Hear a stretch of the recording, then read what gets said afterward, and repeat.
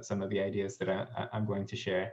The title of my talk here is Faith, and the subtitle is in religion, in science, and in everyday life. So faith is kind of a broad topic. It's a simple word, but it can apply to very complicated and very broad ideas. And so I'm not sure if I'm going to be able to, really cover all of the topics that I want to with as much detail as I'd like to, but I hope I at least get some of the points across and share some of the ideas that I've been interested in when thinking about faith in the context of our religion, in the context of science, and in the context of just our daily lives.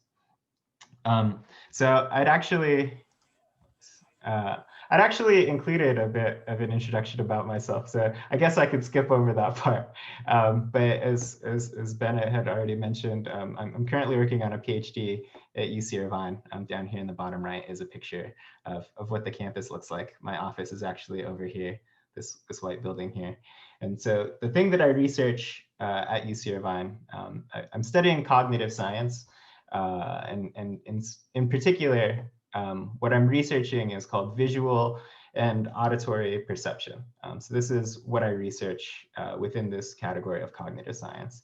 And the reason I want to bring that up is that, that's kind of my major background. Is my education is mostly in cognitive science and doing research in this area. And so I think that it informs a lot of how I think about these things. And so I want to sort of share that background with you so that you can have a better understanding of where I'm coming from and how I'm approaching these ideas. So what is cognitive science and what is perception? So cognitive science is basically the study of the brain.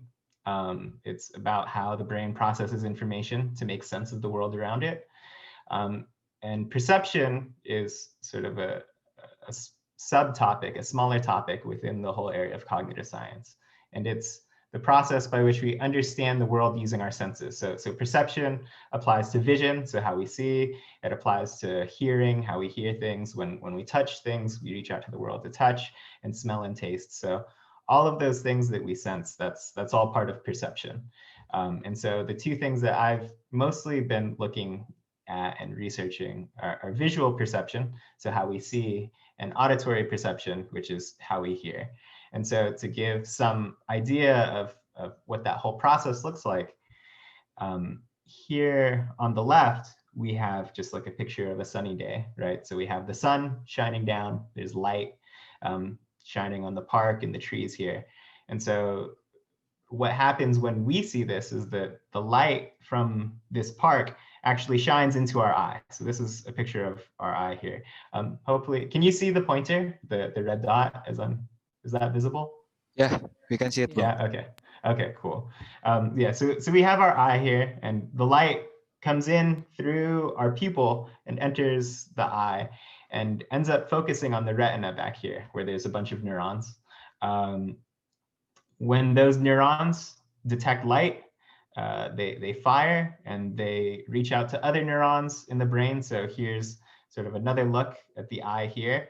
And these trails here basically trace the neurons going from the retina into the brain.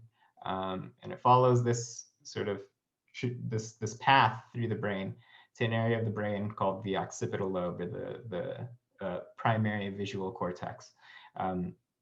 But then what happens inside of this part of the brain is sort of complicated, and we don't understand it completely. But somehow you go from just seeing light, right? At the basic level, there's just light that comes in and touches your eye, and your brain processes all of that. And then eventually you understand that you're actually looking at a dog. So maybe you're at the park and there's a dog sitting here. And so the light reflects off that dog into your eye, and you see the dog. And so perception is the process, that whole process, really. Perception is basically what happens in the brain to let you know that there's a dog in front of you, given that the only thing that's really happening is that light is entering your eye. We have a similar thing with auditory perception. So when it comes to hearing, what happens when your speakers are playing is that this cone on the speaker is just going back and forth, and it's pushing the air, creating these longitudinal waves. So hopefully you can see the animation as well. This is supposed to show what the air looks like when sound is passing through it, right? So there's high pressure areas and low pressure areas. And so these waves are moving through the air, and those waves actually enter your ear here. They move down your ear canal and they vibrate your eardrum. The eardrum then moves some bones. It creates vibrations inside of this organ called the cochlea. And then similar to the eye, after the cochlea, it reaches out to a neuron. The neuron connects to other neurons and moves through the brain. And in the brain, it's processed. And so all that processing eventually becomes words, right? This is actually sort of what's happening now, is that you're hearing my voice come through the speaker, right? And so that's causing sounds to come out of your laptop, then enters your ear, and then your brain processes what's happening in the air, and you recognize my words, and you hear the words that are coming out of my mouth and understand them. And so that process is also the kind of thing that I study.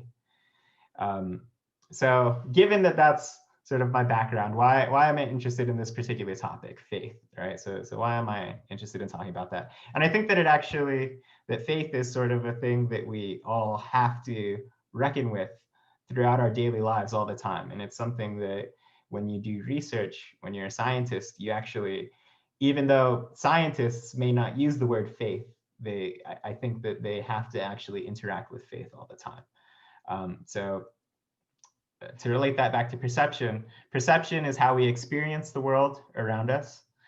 It's how we gather information about the world. And it helps us decide what is true about the world, right? So through our eyes, through our ears, our nose, our touch, our taste, all of those things give us information about the world. And it's from that information that we decide how the world is, what's true about it.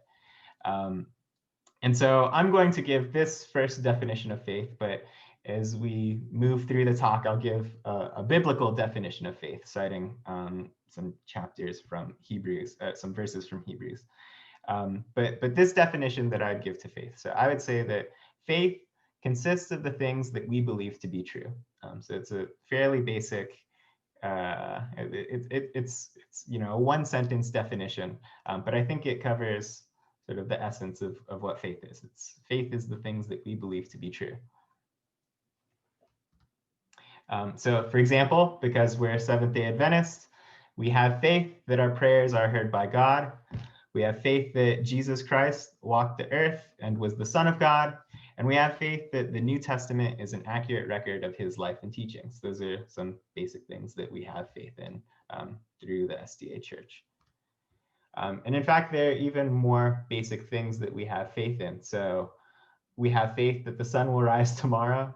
We have faith that our lives won't be cut short by some accident, like a car accident or a boat accident or on a plane, who knows.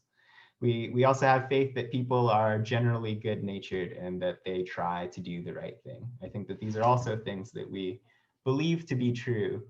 I think that these are all aspects of our faith because we believe them to be true. But why exactly am I using the term faith to describe these things? Why is this what we believe to be true? And why don't I just say that it just is true, right? It seems like this just is true, that the sun will rise tomorrow. Some of these things may be less so, that our lives will not be cut short by an accident. Maybe that is harder to prove that is true. And so that starts to get at why I'm using the word faith. And so my answer to why I'm calling these things faith, and it's sort of the main point that I'm trying to take away, or I'm hoping to explain through this talk, is that faith is necessary because people can't know absolute truth. So people aren't able to see the way that things really are. There's so much that's happening in the world that it's impossible for any single person to really know everything. Because that's what truth really is. To really know the true, to know truth, to know that the way the world is means that you have to know everything, and that's something that people can't really grasp. And so I'm going to try and give some examples of that. But for starters, I think it would help if I describe this parable which is called The Blind Monks and the Elephant. And so that's the picture that I have here, and it's the picture that I had at the very beginning of the presentation. So here we have 4 monks, right? So they're all here standing around this elephant. But the thing is, they're all blind. They can't actually see the elephant. So the only way that they can interact with the elephant is they have to reach out and touch it and feel it, right? And the problem that they have, or the task that they're trying to solve, is they're just trying to figure out what is this, right? Because they can't see it. They just want to know what it is. What is this thing that I'm touching? And so, you know, this monk down here, he's touching the leg of the elephant, and the leg of the elephant is thick and shaped like a tree and wide. And so he feels that and decides, you know, I think what I'm touching is a tree. I think that this is a tree here because of what I can feel. And then this monk is touching the side of the elephant, and it's flat and rough and hard, and he's saying, well, this feels kind of like a wall. I think that this is just a brick wall that I'm touching, right? Because of this part that I'm seeing. And then this monk down here is touching the trunk of the elephant, and he feels that it's long and curving. And so he says, well, this sort of feels like a snake. I think that this is a snake that I have in front of me. And then this monk over here is just touching the tusk of the elephant, and he feels that it's sharp and sort of feels kind of woody. And so he thinks maybe what that is that's a spear. That's a weapon that I'm touching. And so all of these monks have sort of an incomplete view of the real state of things, because they can only touch one part of the elephant, and so they don't get a clear perspective on things. And so I would actually argue that we're a lot like the blind monks when it comes to knowing about the world. We're just like the blind monks. So on the left here, I have like a microscope, which is what you would use to look at germs and bacteria and things that you can't see with your naked eye. And through a microscope, you can see things like red blood cells, right? So these are red blood cells. They're in your blood. They help carry the nutrients from your lungs to your organs. And they also help carry waste back from your organs. These are things that obviously like matter to our lives, because this is what our blood that pumps in our body, that our heart pumps. These blood cells, they make that all up. But we can't see them with our naked eye. So clearly these are things that are important, but we wouldn't have known about if we didn't have this additional tool to be able to look at it. Another example is this is an observatory in California, at Mount Wilson Observatory. So this is a giant telescope that you would use to point up into space. And you can look at stars, you can look at nebulas, you can look at things like this. So this is an actual photo that you would take from a telescope like that. And these are all things in outer space that could potentially affect how the world works. But we wouldn't normally be able to see them with just our naked eye. So this is me trying to say that there are a lot of aspects of our world that in our daily lives we don't actually get to encounter. And so we always have sort of a limited view of things. And one thing that we actually know from cognitive science and from perception is that even the things that we can see, we can't always be completely certain of. So we can't always believe just the things we see with our eyes. So this is a famous optical illusion. You may have seen it, maybe not. But the question is, which color is darker? Is the top darker or is the bottom darker, right? When you look at it, it seems pretty obvious to say that the top one is darker, right? But in reality, both of them are the same color. If you just cover this with a single color, right? The bottom and the top are actually exactly the same. And so there's some way that our brain is looking at this to say, well, this looks darker and this looks lighter, but when we look at like the true color, it's exactly the same. So our eyes don't necessarily show us how things really are. They show us sort of the most effective way of looking at things. More optical illusions here. So this picture is a still picture. There's no animation in it. But if you sort of move your eyes around the screen, so you read this picture isn't moving, it seems that like these things are moving, right? But I guarantee you it's a still image, and you can take a screenshot of it and try it again later. and see that it would still appear to be moving even though it's still. And so these examples are just ways that I'm trying to show that it's very difficult for us to be certain of anything. So as I pointed out, we can only experience what we perceive. So there are many important things that we can't perceive directly. So earlier I was talking about these blood cells, right? Without a microscope, we wouldn't be able to see these blood cells, even though they have a tremendous impact on our health. On top of that, the things that we do see are not always accurate. And so our perspective is limited. And so because we can't be certain of anything, I think it's not surprising that we have to deal with a lot of uncertainty in our lives, right? So a thing that's happening in the United States right now is that we're going to be going through an election, and who knows who will become the next president. No one can say for certain who the next president will be. Will a disaster happen tomorrow? Will the government pass a law that negatively affects me or my family? These are all things that, to be able to answer, I would need to know a lot about. To know who will become the next president, I need to know how every single person will vote. And until it happens, I can't know that, right? Will a disaster happen tomorrow? If there's a typhoon or a hurricane, to know that, I need to know about the entire atmosphere in a certain area of the world. So these are things that we have uncertainty about because we just can't know enough. So we have to deal with this uncertainty. And so because we live our lives in the face of uncertainty, our actions are always based on some amount of faith. So we always have to make decisions based on what we believe without ever saying for sure how things are. So I'd say that science gives us, to some extent, tools for dealing with uncertainty. So for example, we have experiments and statistics. And so in this way, I actually believe that faith is both a spiritual matter and a scientific matter. So faith is something that we have when we practice our religion, and faith is something that we also have when we make scientific conclusions. And so this is the point where I'd like to actually reference the Bible to get a good definition of what faith is. And so we're going to look at the book of Hebrews. I feel that it's often nice to get some background on what each of these chapters or what each of these books in the Bible, what their history is. So to give some background, which maybe you already know, but Hebrews is part of the epistles of the New Testament. And so these are believed to be holy letters written by Christ's disciples to prevent apostasy, so to prevent people from losing faith in the church, and to convert Jewish people who didn't believe that Christ was the Son of God. So in part, what the book of Hebrews is about is it states why people should have faith in Christianity. It basically tries to establish why it's good to have faith in Christianity. And so part of that is in chapter 11 here, verses 1 through 6, we actually get some definition of what faith is. So I'll read it now.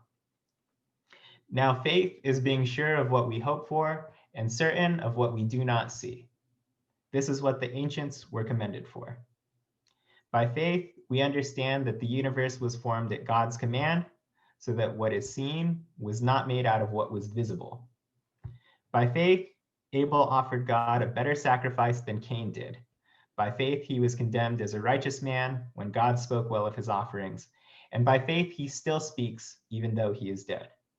By faith, Enoch was taken from this life so that he did not experience death. He could not be found because God had taken him away. For before he was taken, he was commended as one who pleased God.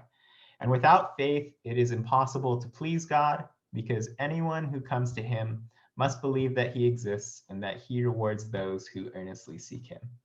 And the chapter goes on, by faith, Noah. So there's, as you read through the chapter, there's more people from the Bible who are cited as being exemplary of people who showed a good faith in Christianity. And so I hope that this is all sort of like coming together to show the sort of the scientific version of faith that I tried to set up in the beginning, and what I think is sort of a clear definition of faith in the Bible are sort of like are complementing each other. So to add my own interpretation of these verses here. So the first section says, now faith is being sure of what we hope for and certain of what we do not see. So my interpretation of that is that faith is believing something that can't be observed and something that can't be proven or shown to be true. So the things that we have faith in are the things that we hope for and the things that we do not see. And so, as I've already mentioned, that's a lot of things, right? It's difficult to be entirely certain of anything. And so, faith is sort of like this basic thing that we have to just believe in something, even though we don't have sort of like perfect proof of it. By faith, we understand that the universe was formed at God's command, so that what is seen was not made out of what was visible. So this section says to me that the work of God is something that is sort of invisible to humans. We can't observe God's hand directly, right? So Christianity tells us that the world we see was created by powers that we can't ever know about, right? So this is sort of reinforcing the fact that faith is based on something beyond what we can just view or know about. And finally, without faith, it's impossible to please God, because anyone who comes to him must believe that he exists and that he rewards those who earnestly seek them. So because we can't observe God directly or completely, believing in God is an act of faith. And moreover, we should believe in God. That's the whole point of this passage, right? Is to tell us that it's only through faith that you gain the value that the Bible and the word of Christ and God, that you get those benefits. So you have to have faith in order to benefit from those things. But so because of the nature of faith, because it's based on something that we can't observe, it seems that that's sort of why people can have faith in many different things. So although the faiths may contradict each other, it's difficult to prove or disprove any of them, right? So some examples. So I guess the way that I think of this, actually, so coming back to the blind monks, right? We were talking earlier about the blind monks only seeing part of the elephant and coming up with their conclusions based on the small part of the elephant that they can see. So they only see the side of the elephant, or they only see the leg of the elephant, or only see the trunk. But if we think about sort of faith in our world, we're all sort of like blind monks who are reaching out and touching the world, right? We see only a small part of the world. Maybe it's just the place that we live, or the places that we've been, or the people who we get to interact with. But those are just a small part of the world. But based on those experiences, you may have someone who says, so this person has the Hindu faith. And so they say, oh, after seeing all these things and talking with people and reading some papers, I've decided that Brahma explains everything that I've seen. Or you might have this blind monk who's a Native American, and because of the stories that they've shared among their people and the things that they've seen, they say, oh, well, the world is actually on top of a turtle. And so that explains everything that I've seen. And then you might have a physicist who says, well, I've made some measurements. I've used my telescope. I look out into space. I make measurements about where the planets are. And it seems to me that what explains everything is that there was a big bang. So there was some explosion at the very beginning of time, and that's what created everything. And so that's what a physicist would say. And then, of course, we, the Seventh-day Adventist faith, we believe that God created the world in 7 days, and on the seventh day he rested. He created Adam and Eve, and that's the creation story that we've all come to learn. And so this is just to show that people can have faith in many different things, right? Many people feel convinced that their faith explains everything that they know about the world, and many of them still live happy and fulfilling lives regardless of the faith that they choose. So why am I suggesting that we think critically about our faith, right? So why did I even put this presentation together?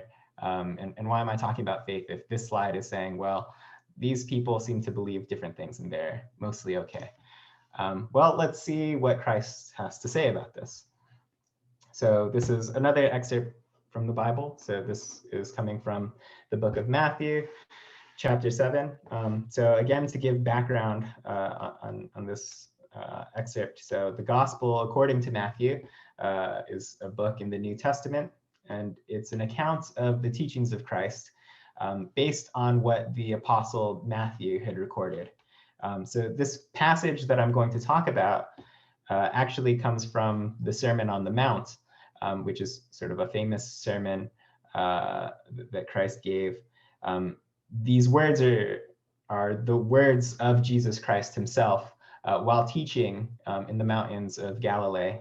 After being baptized by John the Baptist and returning from his meditation and temptation in the Judean desert. So after his baptism, after coming back from the desert, he goes to the mountains of Galilee and starts to teach. And these are some of the things that he teaches about. So verses 24 through 27 say, "Therefore, everyone who hears these words of mine and puts them into practice is like a wise man who built his house on the rock. The rain came down, the streams rose, and the winds blew and beat against that house, yet it did not fall because it had its foundation on the rock. But everyone who hears these words of mine and does not put them into practice is like a foolish man who built his house on sand. The rain came down, the streams rose, and the winds blew and beat against that house, and it fell with a great crash."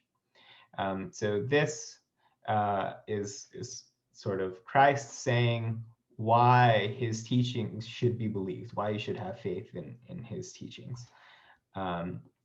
And so to give, again, my interpretation of the argument that he's making here is that basically the faith that you have provides a foundation for the life that you live. It provides a foundation that determines the quality of life that you get to have. So he says that everyone who hears my teachings is like, it's like they've built their house on rock, right? It's solid. There's nothing that's going to happen to it. It's a strong foundation, and your house is not going to topple. But for anyone who hears the words of Christ and then decides to not put them into practice, and they decide to have faith in something else, it's as though they built their house on sand. And so when they try and build their life on top of that foundation, it's soft and it's not solid, and eventually the holes in it fall through, and their house deteriorates. Their quality of life falls apart. So I believe that this is the argument that Christ is trying to make to convince people that his teachings are right. And actually, I think that his reasoning is very similar to the kind of reasoning that a scientist would put forth. So to draw a parallel between the kind of argument that Christ is making and the kind of argument that a scientist is making is that in scientific reasoning, instead of faith, you call it a theory. So Christ is like, you should have faith in God. And scientific reasoning says, well, you need to have faith in a theory. You put together a theory, and what does a theory provide? Well, a theory, just like faith, provides foundations for something, right? And what is built on top of a theory? Well, what you build on top of a theory are predictions. When you have an idea for how the world works, so that's all a theory really is, right? So a theory is just an idea for how the world works, and based on your theory, you can make predictions about what will happen if you try things out in the world. And so if you have a good theory, you'll make predictions that are accurate. So people would argue that oh, I see on the chat here. Okay. I think maybe those are questions that I can address later. So a good theory, so like physics or something like that, right? It says, well, if you have like a pendulum swinging, it will swing back and forth. And so you try it, and you see that, in fact, the pendulum swings back and forth just like that. And then a bad theory would offer something else. And when you make predictions based on that bad theory, then when you go and look out at the world, then you end up with inaccurate predictions. And so I think that like the argument is the same here, that you need to have faith in a good set of values, And when you have a good foundation like that, then everything else sort of comes together and is supported well by it. Scientists, when they talk about it, though, they don't talk about it in terms of faith. They just say they believe the theories that give the most accurate predictions. And so to give a real world example of that, we have, so on the left and right are two different theories about human behavior. So again, I study cognitive science, which is how the brain works. And so on the left, I have a good theory that is supported by science. And on the right, I have a bad theory that isn't. And so the good theory says this. So the good theory says human behavior is explained by the connections between neurons in the human brain. So here's what the brain looks like.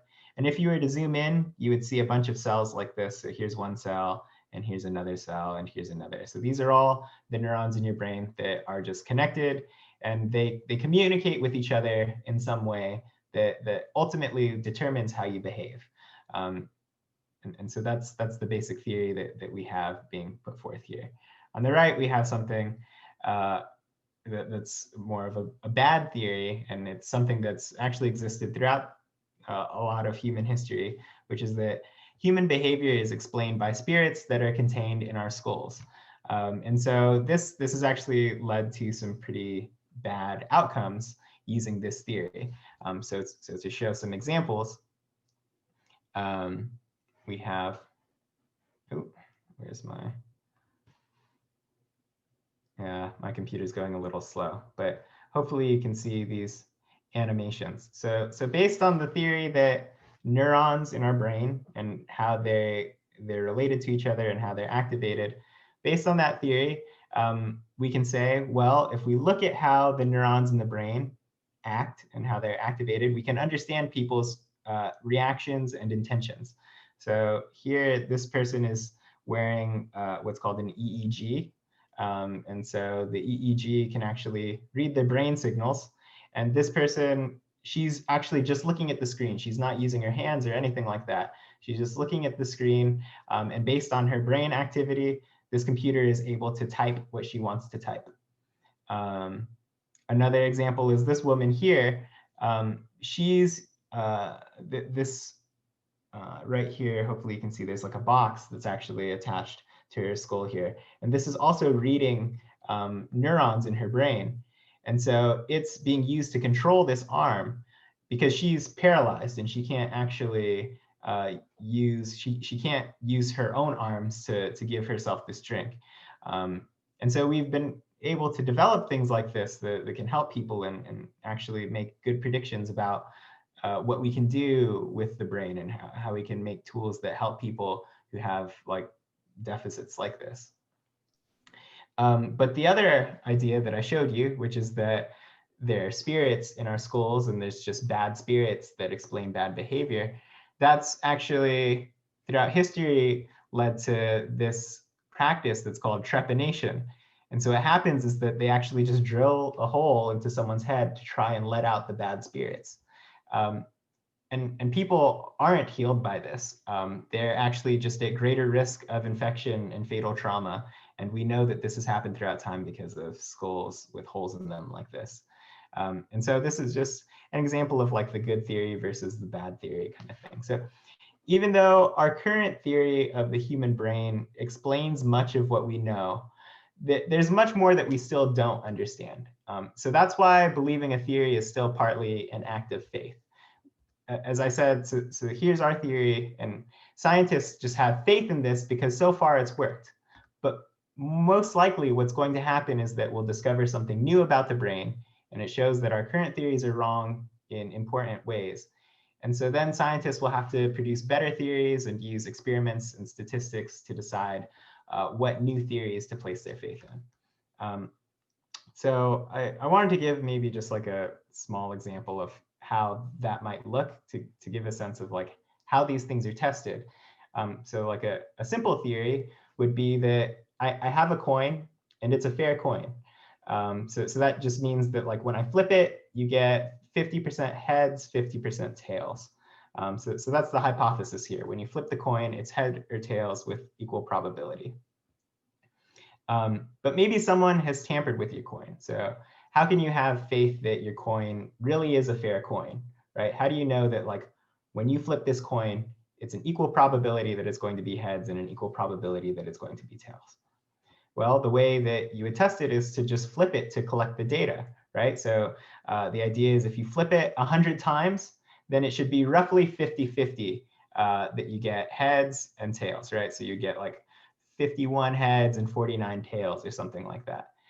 But say you flip it 100 times and then you get a result like this. You get 77 heads and then you get 23 tails, right? So this doesn't look like 50-50. This doesn't look like a fair coin. If I was flipping this coin and I got this, it doesn't look fair. But it's also possible that you were just unlucky, right? This can happen just by chance. There is some probability that this would happen.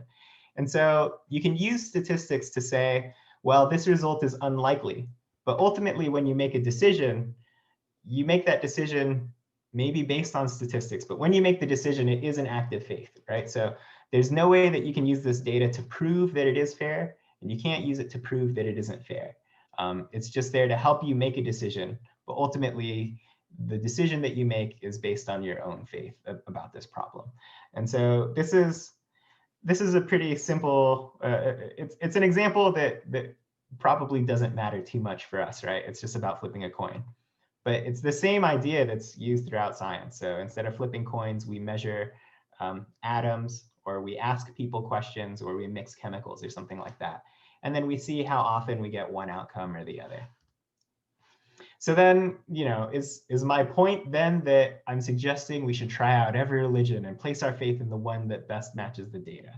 Of course not. I don't believe that by any means. That's not what I'm trying to say. And I believe that the Bible obviously has much to teach us, right? I mean, I just wanted to give one example. So, in my own experience, there's like the story of Job, right? When I'm frustrated with the obstacles in my life, it's easy to feel like things are especially unfair, right? Job, in his story, he's someone who's very faithful to God, but he suffers and he demands an explanation for his suffering. And he believes that because he's faithful to God, that he deserves God's blessings. But the moral of that story, as I understand it, is that Job doesn't really get an explanation for why he's suffering. But what he learns is that not all suffering is punishment for sin. So it's not that he's done something wrong to deserve punishment. And on top of that, there's actually a lot of wisdom to be gained from suffering. So this is, it's the kind of story that I lean on that helps me whenever I find myself with an obstacle to overcome that kind of obstacle. And so, that kind of thing clearly has value in it, regardless of, the data or like going out and like testing something like this, right? Like, I think that it's obvious that there's value in that simple teaching. And I believe that all of us here probably have examples like this of how biblical stories have made us more thoughtful and wise. But the thing that I thought was interesting, and I guess was like the main takeaway that I wanted to have in giving this talk, is that Christ himself defends Christianity in the same way that its scientists might defend their theory. So going back to Matthew chapter 7, verses 24 to 27, he says, "Everyone who hears these words of mine and puts them into practice, their house will not fall. And everyone who hears these words of mine and does not put them into practice, their house will fall with a great crash." And so the idea that I thought was interesting, and I'd just like us to consider, is that at the beginning, I was talking about how it's difficult for us to be certain of a lot of things. And, as the Bible says itself, faith is something that is based on things that you can't observe. And faith is something that you have to have in order to get God's blessing. But again, it's just not something that you can observe directly. So you just have to have faith, and you can't expect to get proof from it. But also, we learn about God and his son from other people, and Christ's teachings were recorded by people. His words were translated from Aramaic and translated many times over thousands of years. So what we learn from others might be an imperfect look at what he really said and what he really wanted us to learn from them. And so what I think is sort of what's helpful, though, in that teaching, that excerpt from Matthew 7:24, is that we can actually just check that we are living our lives according to Christ's teachings by looking at the house, by looking at the life and that our faith has given us, right? So as he said, those who hear my words and put them into practice, their house will not fall. Those who do not put them to practice, their house will fall. And so we can look at our own lives and see how our faith has guided us to see if it really stands for ourselves and for others. And so I think that that's sort of a really cool and redeeming idea that comes from that excerpt. And at least for me, when dealing with uncertainty, right, it seems to be a powerful idea that you can look at your own life and examine how faith has guided you to then understand why that faith has been good and helpful in your life. And so just two short stories to end, because again, I've tried to use faith as like a very broad topic that encompasses both like religious faith and like scientific ideas about truth. And so I just wanted to give two stories that represent sort of like two extremes of using this idea, and like making sure that like the way that that a lot of these ideas are sort of meant to be interpreted with balance. And so to just go to it. So we have an example where there's someone who gives too much faith and someone who gives too little faith. So there's one man who gives too much faith. So a fisherman has an old boat that he wants to sell. His friends tell him not to sell it because the boat is too old and damaged and it will likely sink. And so the fisherman simply prays for the boat not to sink. And eventually he develops faith that the boat won't sink, even though he hasn't actually done anything to try and repair it, right?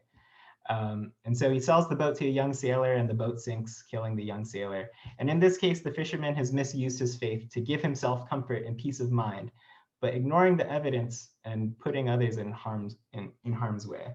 And so I think that, you know, this is one extreme where it's like, well, if I just have faith and don't think too carefully about it, things will be fine. And this is a situation where something like that could go awry. But then on the other hand, if you have too little faith and you're not willing to put yourself out there and believe and have faith in something like that, it could also end up very poorly for you. So there's an ancient tale of a cat and a fox. So there's a cat and a fox who are discussing how they will escape when a pack of hunting dogs comes to catch them. And so the fox and the cat are going back and forth, like, what are you going to do when the dogs get here? What are you going to do? So the cat just says, I'm just going to climb up this tree. They're right next to a tree. The cat's like, the tree seems good. I'm going to climb up the tree. And the fox says, but I can think of 100 different ways to escape the dogs. How can you be sure that the tree is the best option? How do you know that this tree is what's going to protect you from the dogs? But before the cat can even answer, they actually hear the dogs barking in the distance. And the cat just places its faith in the tree. But the fox, because it has 100 different ideas and possibilities that it wants to consider, it never gets around to placing its faith in any one option. And so the fox actually gets eaten and caught by the dogs because it wasted its time considering all of the possibilities. So it's sort of a balance here of, you know, accepting things on faith and thinking carefully about them. And finally, again, just because I'm trying to give this talk where I'm trying to marry both my ideas about faith and religion and science. Averroes was an ancient philosopher who tried to do something similar. And so I just wanted to leave off with this quote where he said, God would never give us reason, then give us divine laws that contradict such reason. And so maybe that's just food for thought. But yeah, that's what I have for today. So thank you for lending me your ear and maybe giving those ideas some thought. And if you have any questions or something like that, I'd be happy to talk about it. Okay, thank you, Bang Sebastian. Yeah. Right now we are in questioning session, and I've got first question from Samuel Tamba. Yes. There's in the chat. Oh, should I just okay, yeah. Maybe I can yeah, read, Bang. Sure. Lately, our young people in church leave the church because they need facts rather than just faith. They need evidence. This probably has happened because they get a lot of information based on facts. They believe something if other can prove it. This not only happen in developed country but also in a third world country. Do you agree with that? And what we have supposed to do? Yeah, it's a really interesting question. Um, I think so the idea again that I wanted to get across is that faith is such an essential part of our lives because it's so difficult for us to be certain of things. And as Samuel mentioned, there are people who get convinced by the ideas and the evidence and the facts that other people put forward.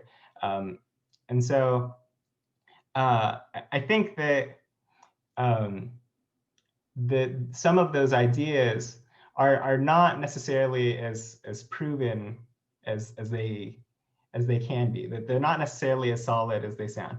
And I think as someone who's for myself, I do science, right? It seems a bit like uh, maybe extreme to say that they're not as proven, but I think that as I tried to point out, there are a lot of reasons to be skeptical. And so uh, I think that the most important thing is to try and keep an open mind about these things. I think if someone sways too far in one direction or too far in another direction, that's not a very good balance. I personally believe that it's important to have discussions like these and to try and seek the truth together rather than saying I have found the truth and dismissing what others have come to know and how others have come to think about the world.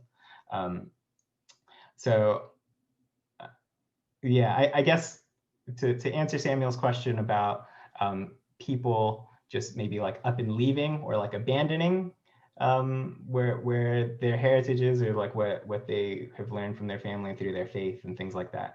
I guess I don't entirely agree with that. I think that it's important for them to try and bring those ideas together to you know to share the ideas that they've learned from another place and incorporate that with the ideas that they've learned at church and things like that.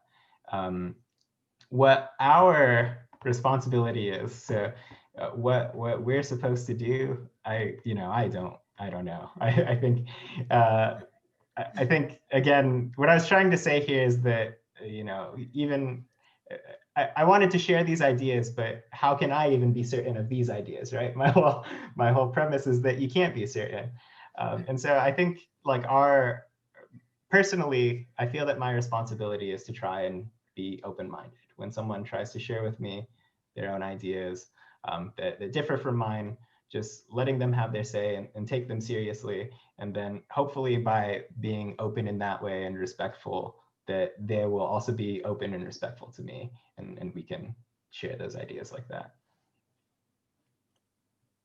Oke, so Samuel, apakah sudah jelas? Oke, baiklah. Jika ada yang ingin bertanya, dipersilahkan. Bang, can I ask you a question? Yeah. Hey, Kevin. Hey. How's it going? Oh, okay. Hey Kevin, can you open your video? I'm. Hey. Can I ask you a question about? So I already. Yeah. You tell me that faith it is something we believe to be true, and is it similar to a hypothesis? I mean, both are not proven yet, and both are need to be tested. And the last statement of your presentation is that God didn't give us reasons, right? Mm-hmm. Yes. So is it wrong if I actually try to test what God is saying? For example, if my hypothesis is that God will save us, but it is not proven yet until now. So what is your taking about what I'm saying right now? Yeah, that's a really interesting question.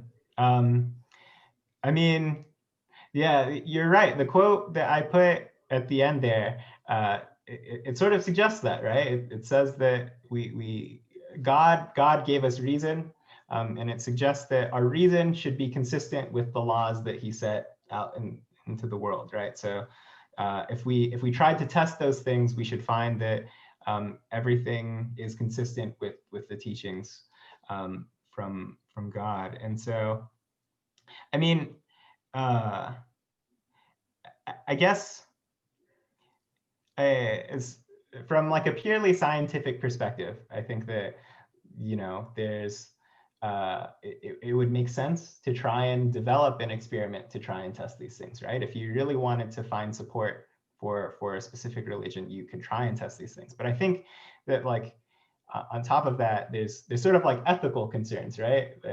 I think for one, I mean, maybe there's not even a good way to develop an experiment that to test these things, right? How might you come up with an experiment that tests for the existence of God? I mean, you could try something pretty extreme, and then there would be like an ethical concern that maybe you're putting someone in danger or putting yourself in danger by experimenting in those ways. Yeah, I mean, it's a tough question. I don't really know what the right thing to do would be, and it would be interesting to know if anyone's come up with some ways to try and test Thank you religious for faith. your answer, Bang. That's why I'm asking the question. Yeah. Oh, sorry. Did you? And so basically from what you said, can I conclude that each of persons in this world have different faith in something?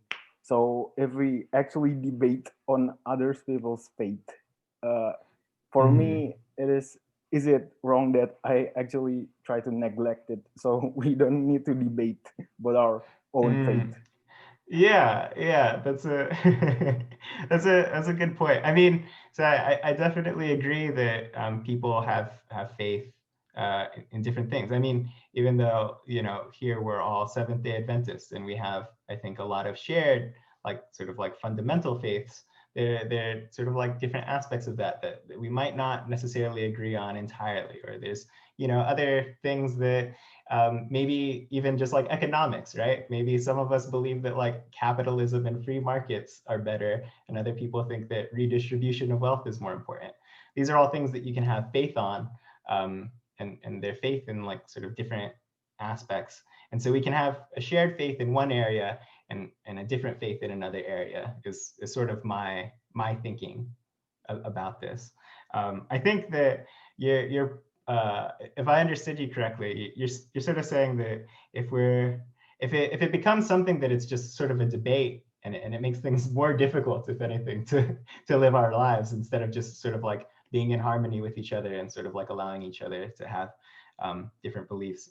I mean, I totally support that. I think that it's true that it's important to have harmony, and I think probably is a point where there's less value to debating about things than there is to just like having a respectful disagreement and not really like worrying about those differences and just sort of like recognizing each other's humanity and having harmony in that way. Yeah, I guess that's my thinking on it. Thank you, Bang. Thank you for your answer. Yeah, cool questions, Kevin. I'm glad that inspired some cool questions. Okay, thank you, Kevin, for your question. So maybe we can see another perspective for our pastor. Jadi pendeta, tadi sudah dijelaskan mengenai iman Pak Pendeta. Mungkin bisa dijelaskan Pak Pendeta kembali, apakah kita mengenai iman ini kan kita sepertinya kayak, apakah seperti contohnya apakah Tuhan itu ada dan kita ingin mengetesnya seperti itu, apakah boleh begitu Pak Pendeta? Ya, Tuhan nggak boleh tes-tes loh. Nggak boleh diuji Tuhan. Tuhan yang menguji kita. So yeah, we cannot test God. God will test us, yeah. So that's perspective for a pastor, from pastor. So ada yang ingin bertanya lagi teman-teman? Mungkin masih ragu-ragu atau masih ingin tanya kembali mengenai apakah itu iman atau masih bingung mungkin. Saya percaya teman-teman pasti mengerti lah. Amin. Ya, silakan Bang Prim. Speaking on behalf the sad boy, I want to ask a question, bro. Yeah, How what's to up? prevent our faith from being overcome by our own feelings? Thank you. Hmm, that's an interesting question. How to prevent our faith from being overcome by our own feelings.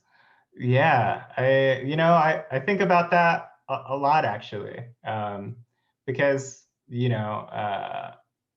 sometimes sometimes when you're dealing with like an obstacle in your life, right? You're trying to accomplish something or trying to achieve.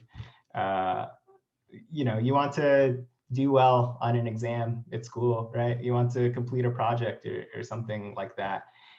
Sometimes like the work that you're doing is just like so long and so difficult and so brutal that it's hard to see the value in it sometimes, right? It's very easy to in times like that when you're like working so hard that you might say, that's a situation where it seems like your feelings can overcome your faith because you have, uh, in getting an education like that, trying to complete a test, you have faith that there's value in that education and there's value in doing well on that exam. But in the moment, the feeling is just so strong that you're like, maybe it's not worth it. I don't see the point. Like it's so much work. I can't do it. I think the most important part of overcoming these things, and I hope I don't sound like I'm certain about all these things, right?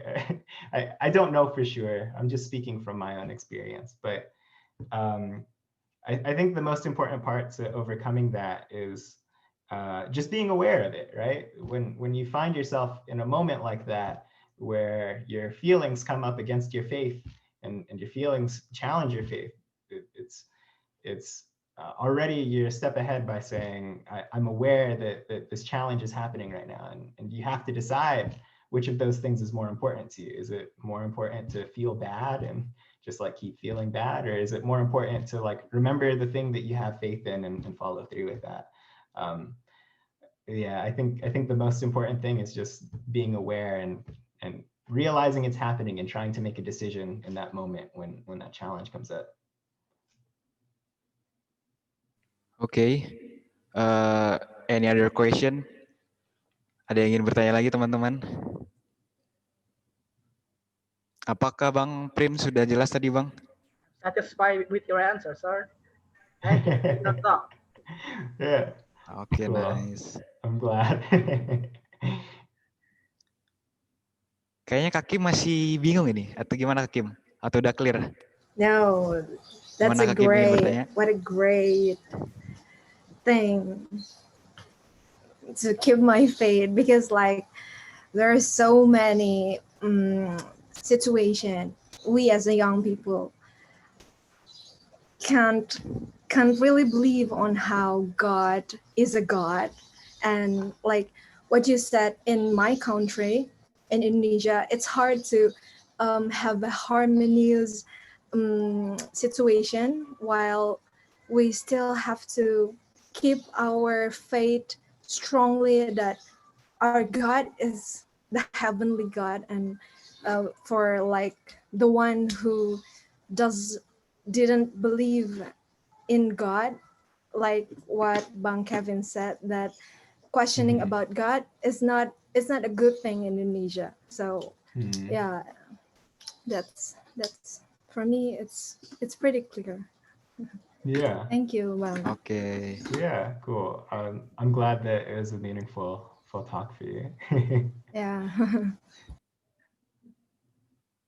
Okay, I think there is no question or still.